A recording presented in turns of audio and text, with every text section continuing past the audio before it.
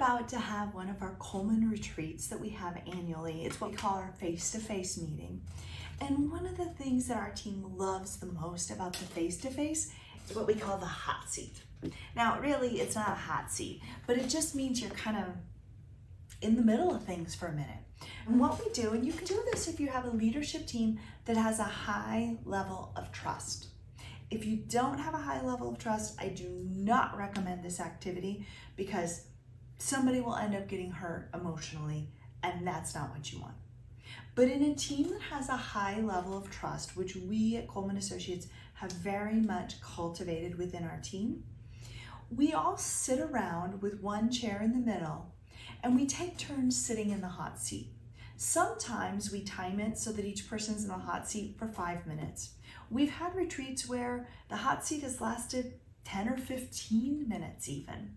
Probably not any more than that, but there's a certain point where you can really start to get into the nitty-gritty with people. And what happens is when I'm in the hot seat, I sit in the hot seat, I say, okay, since the last time we met, here are the things I particularly think I'm good at, and here are the things that I feel like I'm struggling with, I'm not so good at, etc. No blaming. You have to own everything.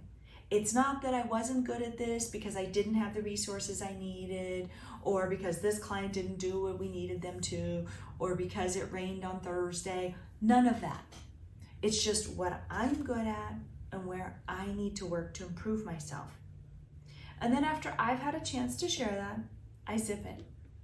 And the other team members, and not everybody has to share, but most people do, they weigh in. I have to say, I agree with you about that thing you're not good at.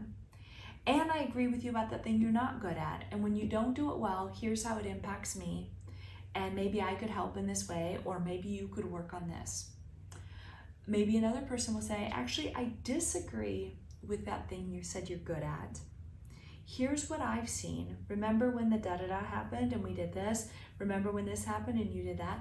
See, I don't think you're as good at that as you think you are. I think it's more circumstantial. And I'd be happy to talk with you about what we could do differently. And let me share with you that one thing you said you're not good at, I agree with you, you're not good at it, but I feel like the rest of the team kind of understands that and minimizes that weakness for you. So those are just two examples of ways that people might respond, but really it's a real candid conversation. And everybody that's in the hot seat feels a little nervous because you're a little vulnerable emotionally, professionally, but everybody leaves the hot seat feeling more supported, feeling like people have their back and people want to see them do well, and everyone is kind of reflected to them, kind of shown a mirror to them on where their strengths and weaknesses are, which only helps to make them stronger. So I would encourage you to find ways to develop trust within your team and begin to have these types of conversations that can help leaders feel amongst their peers that everyone has their back and is helping them to grow.